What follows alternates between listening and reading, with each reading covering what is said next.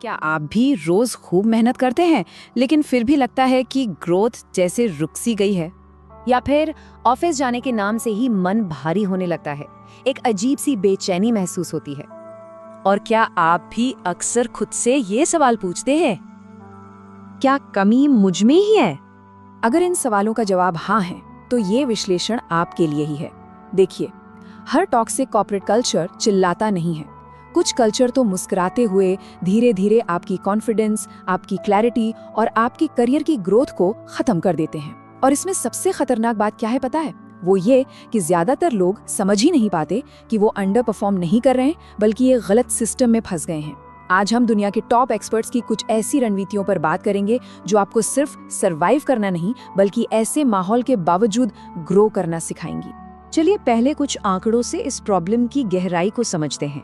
Gallup की एक report के मुताबिक दुनिया भर में लगभग 70% कर्मचारी अपने काम से डिसएंगेज्ड हैं, मतलब उनका काम में मन ही नहीं लगता। और ये भी देखिए कि हर 3 में से 1 प्रोफेशनल अपनी नौकरी सिर्फ इसलिए छोड़ देता है क्योंकि या तो मैनेजर टॉक्सिक है या फिर ऑफिस का कल्चर ही खराब है। यहाँ तक कि वर्ल्ड हेल्थ ऑर्गेनाइजेशन यानी WHO ने भी ऑफिस के टॉक्सिक माहौल के स्ट्रेस को एक ग्लोबल प्रोडक्टिविटी रिस्क माना है। तो मतलब बिल्कुल साफ है, प्रॉब्लम मेहनत में नहीं, प्रॉब्लम कल्चर में है। तो सवाल ये है कि करें क्या? यहीं पर आती है हमारी पहली स्ट्रैटेजी जो एडम ग्रांट ने दी है, पोजीशनिंग स्ट्रैटेजी। एडम ग्रांट कहते हैं, you don't fight a toxic system, you change your position inside the system. यानी आप टॉक्सिक सिस्टम से लड़ते नहीं हैं, बल्कि सिस्टम के अंदर ही अपनी पोजीशन बदल लेते हैं। अब इसका एक बहुत ही प्रैक्टिकल उदाहरण देखते हैं। मान लीजिए आप देर तक काम करते हैं पर क्रेडिट कोई और ले जाता है, तो गलत तरीका क्या है? शिकायत करना, इमोशनल हो जाना या हर मीटिंग में खुद को सही साबित करने में लगे रहना। सही तरीका यानी पोजीशनिंग स्ट्रैटेजी ये है कि आप अपने हर काम का, हर डिलीवरेबल का एक रिटन प्रूफ रखें। अपने काम को सीधे सीधे बिजनेस के नतीजों से जोड़ें, जैसे कि इससे कितनी कॉस्ट सेविंग हुई, टाइम बचा या रेवेन्यू पर क्या असर पड़ा। याद रखिए, विजिबिलिटी का मतलब शो ऑफ करना नहीं होता, विजिबिलिटी का मतलब होता है प्रूफ देना। और जानते हैं इस एक बदलाव से क्या होता है? आपकी पहचान सिर्फ एक हार्ड वर्कर से बदलकर एक रिलायबल वैल्यू क्रिएटर की बन जाती है। चलिए अब आते हैं दूसरी स्ट्रैटेजी पर। यह है साइमन सिनेक की इनर सर्कल रूल। देखिए, एक टॉक्सिक कल्चर सबसे पहले आपकी मेंटल एनर्जी और आपके कॉन्फिडेंस को ही निशाना बनाता है। ऑफिस में अक्सर पीठ पीछे बातें होती हैं, लोग फेक स्माइल देते हैं और आपकी ही कोई बात घुमा फिरा कर आपके खिलाफ इस्तेमाल हो जाती है। यहाँ हम सबसे आम गलती ये करते हैं कि हर किसी से सब कुछ शेयर करने लगते हैं। इनर सर्कल रूल कहता है कि ऑफिस में सिर्फ 1 या 2 भरोसेमंद लोग पहचानिए और बाकी सबसे एक प्रोफेशनल दूरी बनाए रखिए। याद रखिए, हर कलीग आपका दोस्त नहीं होता। और ये सिर्फ कोई सलाह नहीं है, इसके पीछे ठोस डेटा है। हार्वर्ड की एक स्टडी बताती है कि जिन प्रोफेशनल्स के पास एक मजबूत सपोर्ट सिस्टम होता है, वो अपने करियर में किसी भी मुश्किल से 33% ज्यादा तेजी से उभर पाते हैं। हमारी तीसरी स्ट्रैटेजी है ब्रेने ब्राउन का रेडिकल क्लैरिटी फ्रेमवर्क। देखिए, टॉक्सिक कल्चर की एक बहुत बड़ी जड़ होती है अनक्लियर एक्सपेक्टेशंस, यानी उम्मीदों का साफ न होना।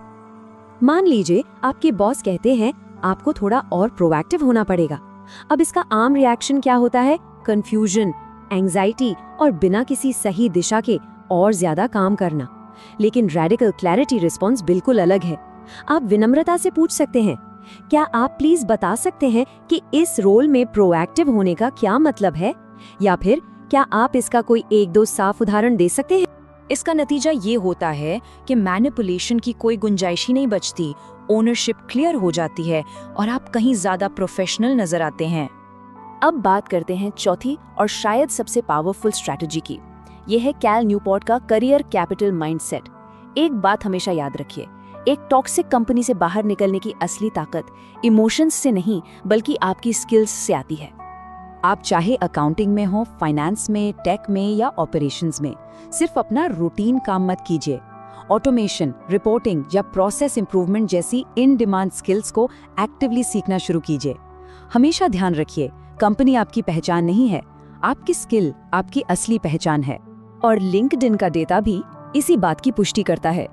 जो प्रोफेशनल्स अपनी स्किल्स पर फोकस करते हैं वो अपने करियर में 2 गुना तेजी से आगे बढ़ते हैं और आसानी से रोल बदल पाते हैं।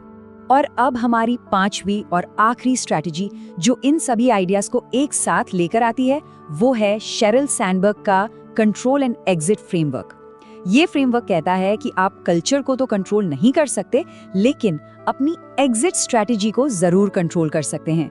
मतलब आप वहां डर से नहीं बल्कि अपनी मर्जी और पूरी तैयारी से रुकते हैं या निकलते हैं। तो चलिए इन सबको एक फाइनल एक्शन फ्रेमवर्क में समेट लेते हैं। अगर बॉस टॉक्सिक है या क्रेडिट चोरी हो रहा है तो एडम ग्रांट के पोजीशनिंग स्ट्रैटेजी अपनाइए। स्ट्रेस और पॉलिटिक्स से बचने के लिए साइमन सिनेक का इनर सर्कल रूल। अगर एक्सपेक्टेशंस क्लियर नहीं है तो ब्रेने ब्राउन की रेडिकल क्लैरिटी। अगर करियर में फंसा हुआ महसूस कर रहे हैं तो कैल न्यूपोर्ट का करियर कैपिटल माइंडसेट। और अगर भविष्य का डर सता रहा है तो शेरिल सैंडबर्ग का कंट्रोल एंड एग्जिट फ्रेमवर्क। और आखिर में बस एक बात याद रखिए, टॉक्सिक कल्चर आपकी गलती नहीं है, लेकिन उससे बाहर निकलने की प्लानिंग करना आपकी जिम्मेदारी जरूर है। अगर इनमें से कोई भी स्ट्रैटेजी आपको अपने हालात से जुड़ी हुई लगी तो नीचे कमेंट्स में जरूर बताइएगा कि कौन सी स्ट्रैटेजी आपको सबसे ज्यादा मददगार लगी।